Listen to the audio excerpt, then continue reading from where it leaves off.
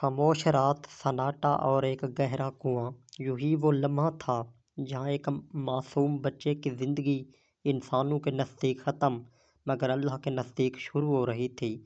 حضرت یوسف علیہ السلام اپنے ہی بھائیوں کے درمیان کھڑے تھے، وہ بھائی جن پر سب سے زیادہ اعتماد تھا۔ حسد نے ان کے دلوں کو اندھا کر دیا اور ایک دھکا یوسف علیہ السلام تاریکی میں جا گرے۔ اسی کنویں میں نہ روشنی تھی نہ امید، سوائے اللہ پر یقین کے۔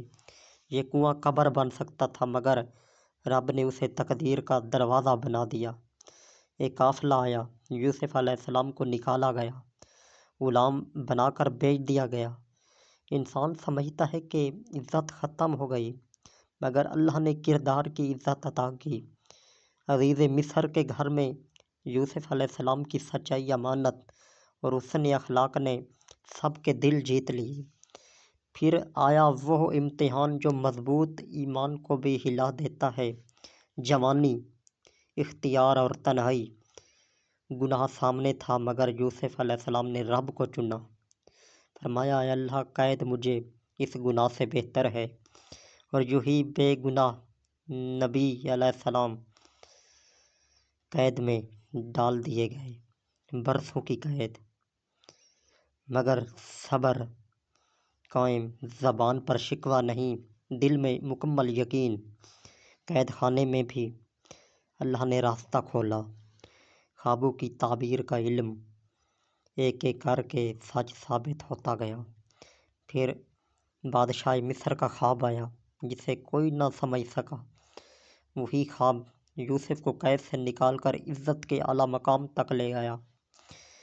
جو کل غلام تھا آج ملک کی معیشت اسی کے فیصلوں پر چل رہی تھی۔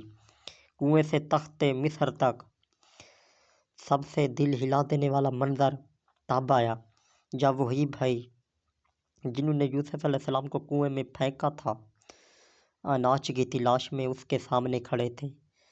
طاقت ہاتھ میں تھی، بدلہ ممکن تھا، مگر نبی علیہ السلام کا دل انتقام سے پاک تھا۔ فرمایا، آج تم پر کوئی گرفت نہیں، اللہ تمہیں معاف کرے۔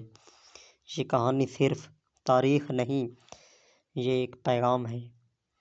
اگر اللہ آپ کے ساتھ ہے تو کنواں بھی راستہ بن جاتا ہے، قید بھی، عزت بھی اور صبر بھی سلطنت۔ یاد رکھیں، اللہ کے فیصلے کبھی غلط نہیں ہوتے۔